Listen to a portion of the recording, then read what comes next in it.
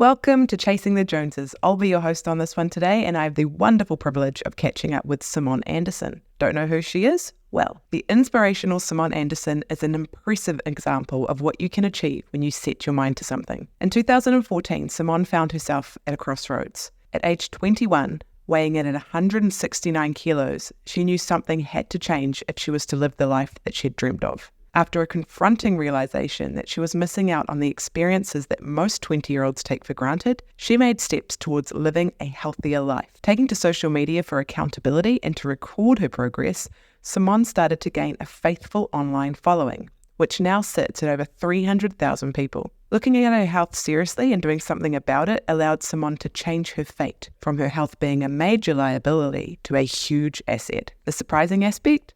Simone found that the more she took her health seriously, other aspects of her life started doing better also.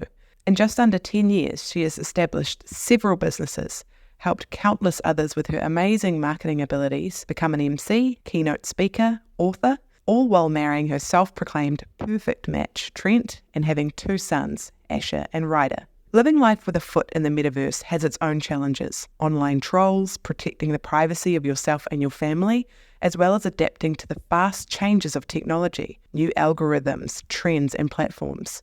It's evidently not for the faint-hearted. Today we sit down to talk about the importance of maintaining mental and physical health, creating an empire through authenticity, and finding your brand, preparing for a future when you have an uncertain and unforgiving industry.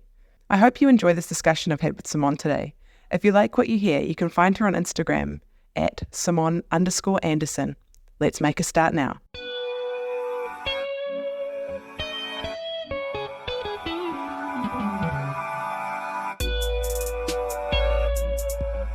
Hey, and welcome to Chasing the Joneses. While the world is changing, some things never change. You still need to work hard and take a few risks every now and then to achieve anything decent.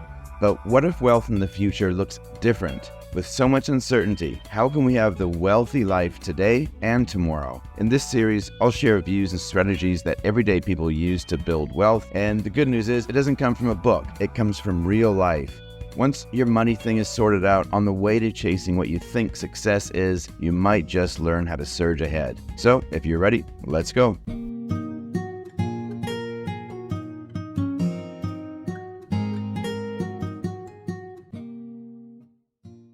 So today I am speaking to the wonderful Simone Anderson, and if you've not yet heard of her, you're missing out on some incredible recipes, product discount codes, and some incredible cleaning hacks on Instagram.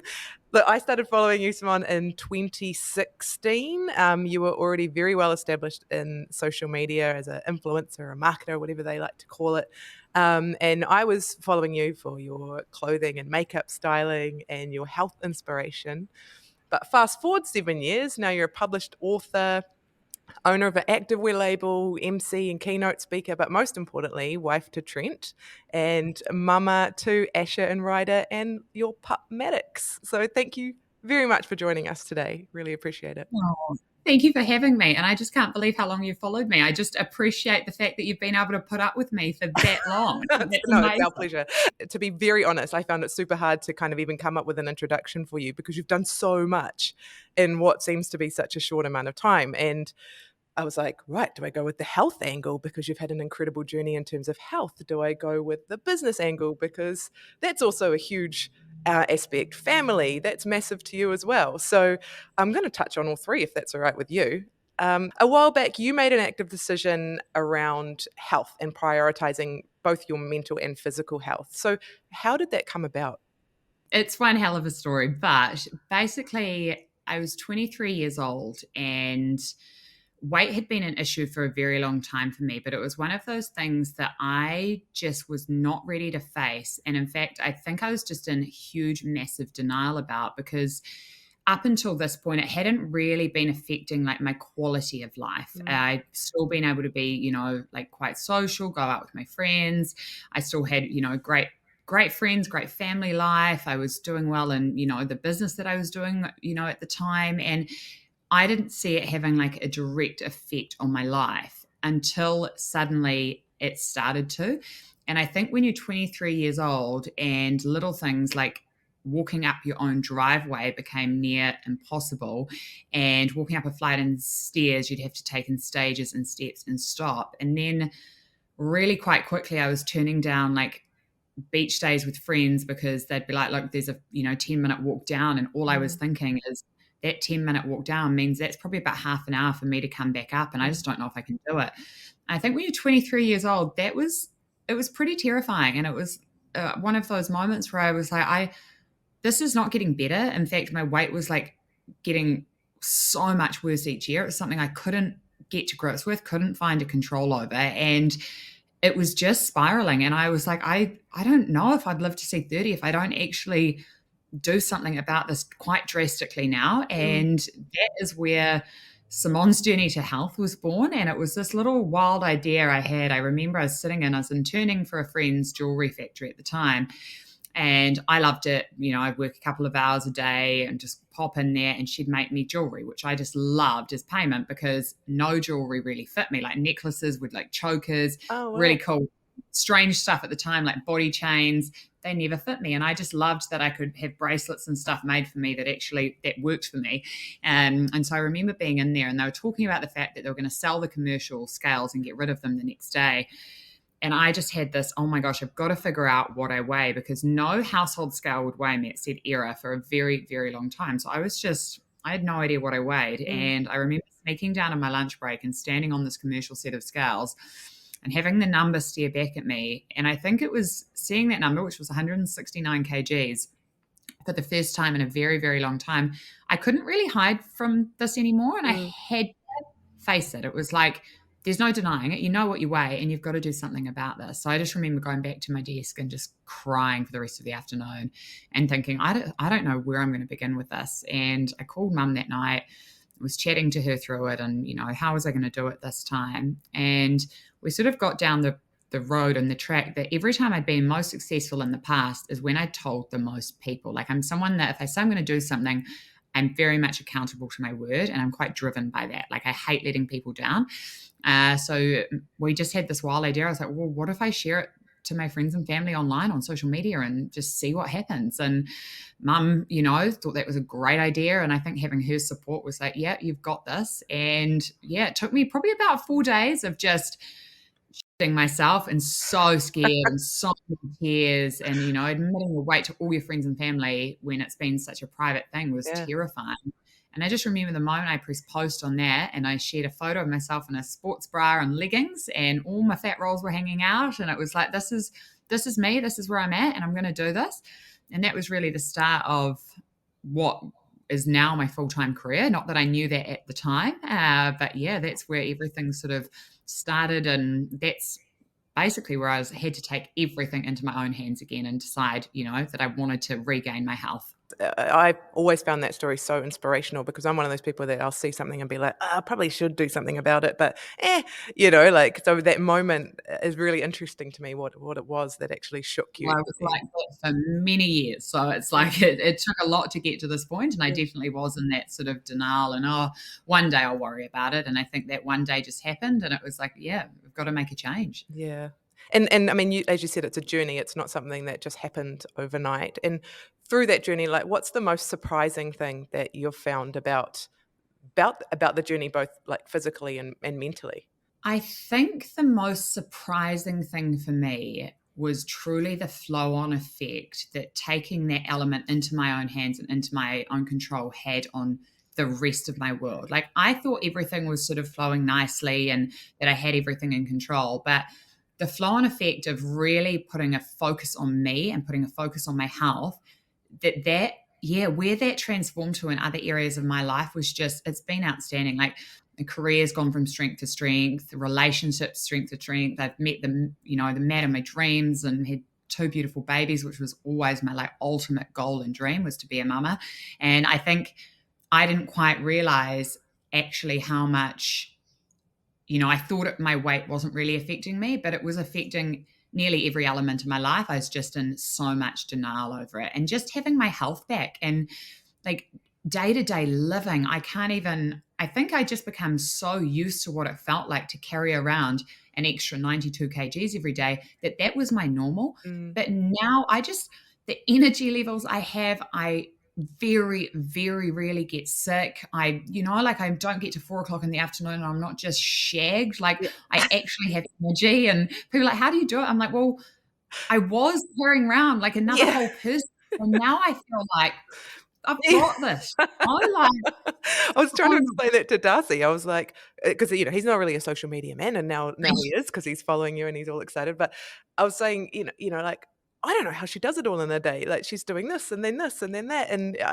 where do you get this energy from? But I do truly think it's the perspective of having come from somewhere where every single day, just your basic tasks were just a challenge, mm, Like mm, I now pick up 20 kgs at the gym, and that's a battle. And then you think, I was doing this with a whole extra person. Just every day is hard. So yeah, I think yeah, even as the years go on, I've got this such perspective on how challenging it can be to live when you're morbidly obese, and how mm, challenging each day is, and just basic activities like, things like putting washing away and stuff that, now you don't even think twice about, where previously that you had to work yourself into that and talk yourself into it because it was physical activity and it was hard for your body. yeah, yeah. You must still get days where you just can't be bothered on doing stuff, or like days where you just like wake up and you're like, like, how do what do you do to get yourself back in the game, keep yourself focused and energized on what you want to do?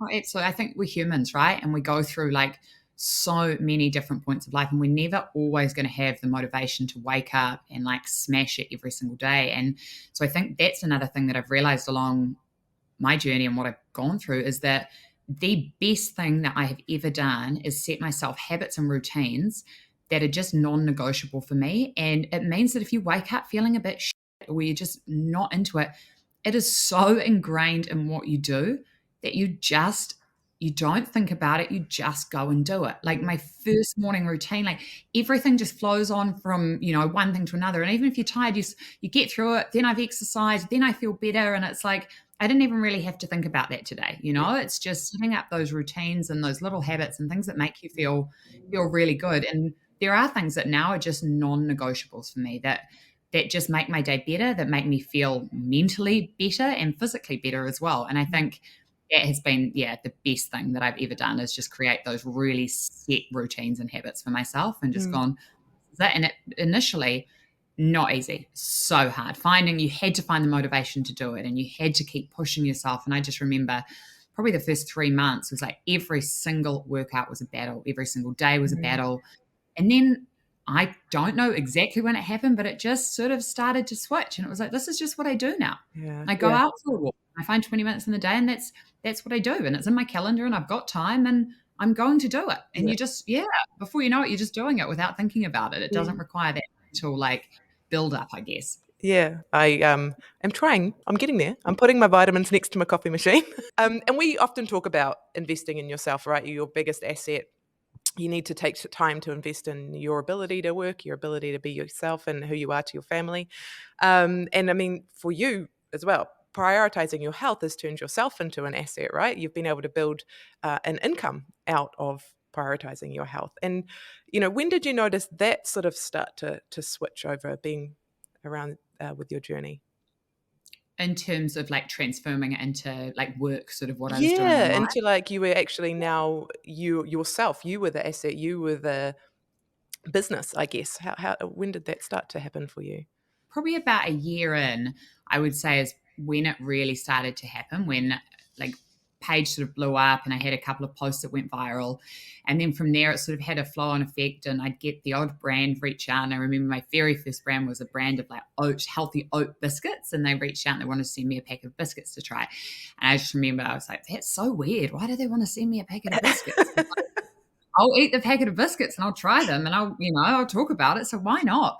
And then, that happened. And then sort of, but over time, like it sort of grew from there. And before, I don't think I even noticed the transition. It was just, I was talking about products, because previously it was sharing stuff. Like I'd talk about recipes that I'd make. And so you were sharing products naturally in that. Mhm. And I'd share about like new workout shoes that I'd buy, and like t-shirts that I get, but all things I just purchase myself. So I was naturally sort of doing that anyway. And then I guess it was just a slow transition into, brands seeing the value there. But at the time, I definitely didn't see it for what it was. And I didn't really think anything much of it other than how cool's that I get a packet of biscuits or a t-shirt or whatever it might be. I was like, you're 24 years old and someone wants to send you a t-shirt. You don't have a lot of money. You're like, this is cool, t-shirt. And then it was actually, I was at lunch with my godmother and sort of she was talking, she obviously follows really closely along with what I do. And she was like, so what are you charging? And I was like, what do you mean, what am I charging?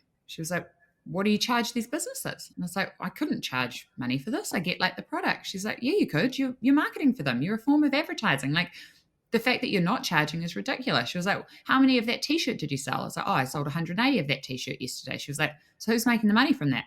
I was like, the business. It's their, their brand. She was like, yeah, well, there's something in it for you. I know there is. And I just left that conversation thinking she was a little bit loopy. And there's no way that's, like I just wouldn't want to do it. And I was like, nah, there's no money in that. And she's got the wrong end of the stick sort of thing. And then the more it started happening, the more I was like, maybe she is right. Maybe there is money in this. And I just remember one day thinking, okay, well, give it a go.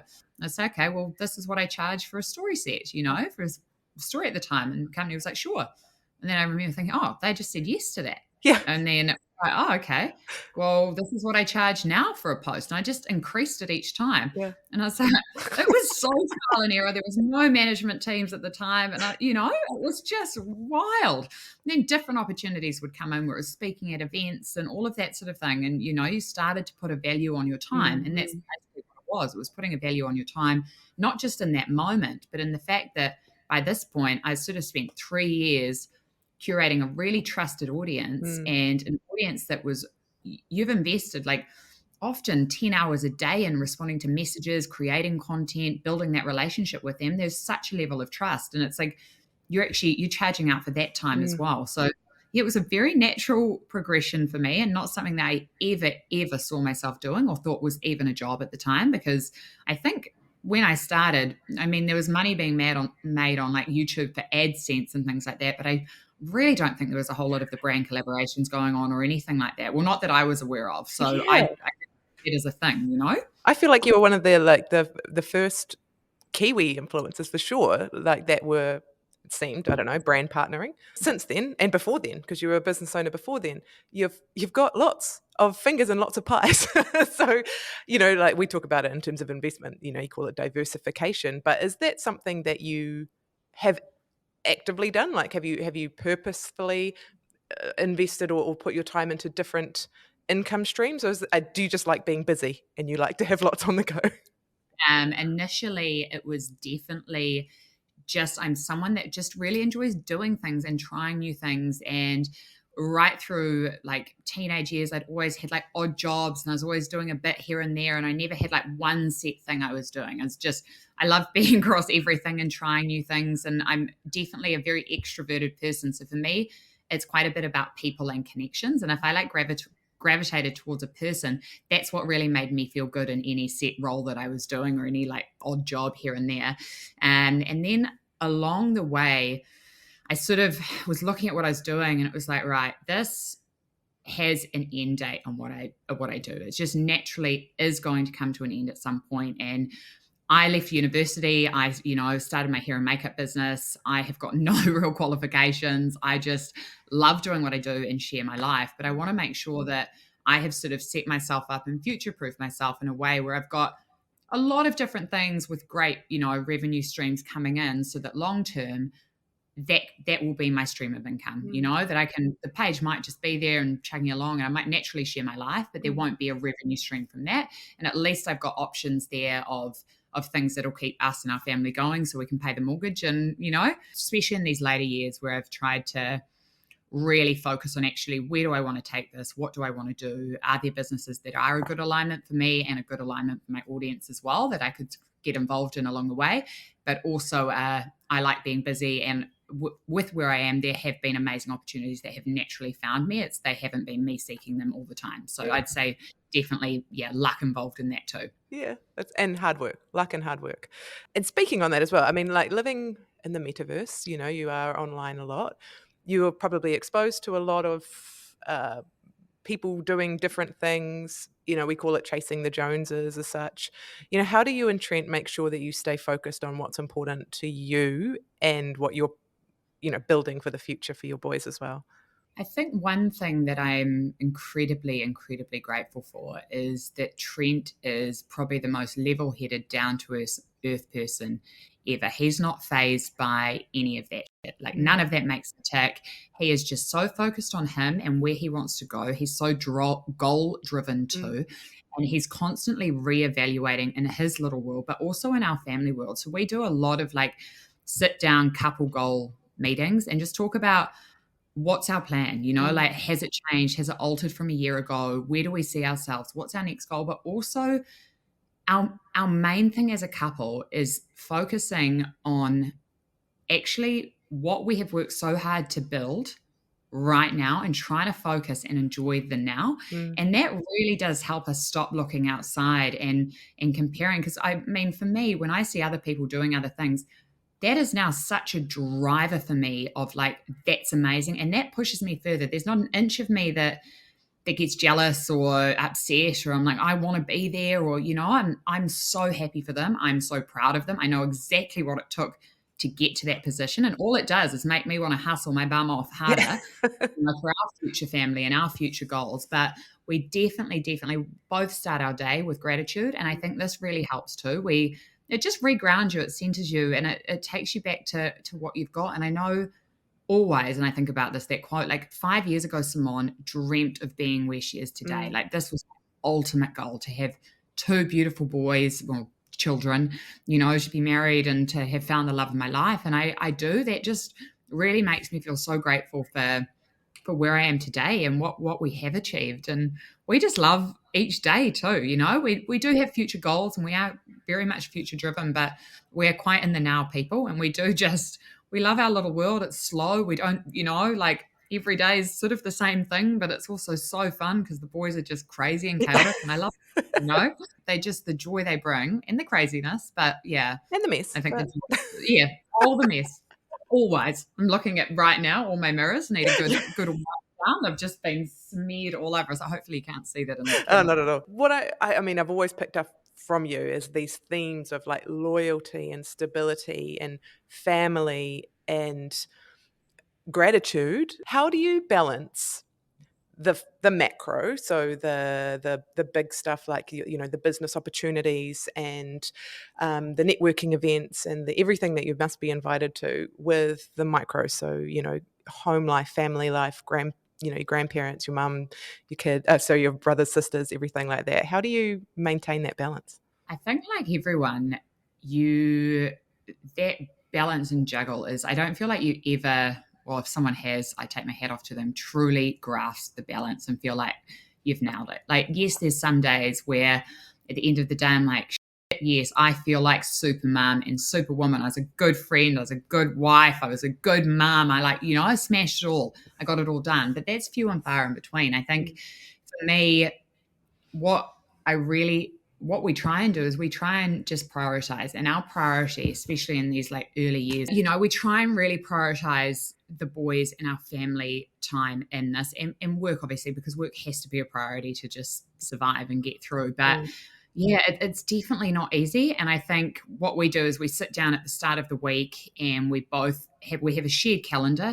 So we'll put in like our non-negotiables and things like exercise. And then we slot in, if we can catch up with friends, we add that in, and it might be in the evenings once the boys are asleep. And for me, especially for the first 6 months of both of the boys' lives, I really had to like scale back on any sort of like event where it took me out of the house, because it's incredibly hard and incredibly challenging to even just like manage that with, 2 young children anyway. Absolutely. So I had to say no to a lot, and I turned down a lot of work opportunities, and I had to really focus on and look back. And I was like, is this a paid opportunity? Is this a contract that I've got going on that is like ongoing work where it's important that I show up? If it is, then Trent can help me out. And, if it's during the day or if it's in the evening, once the boys are asleep, I can go. I might be half an hour late.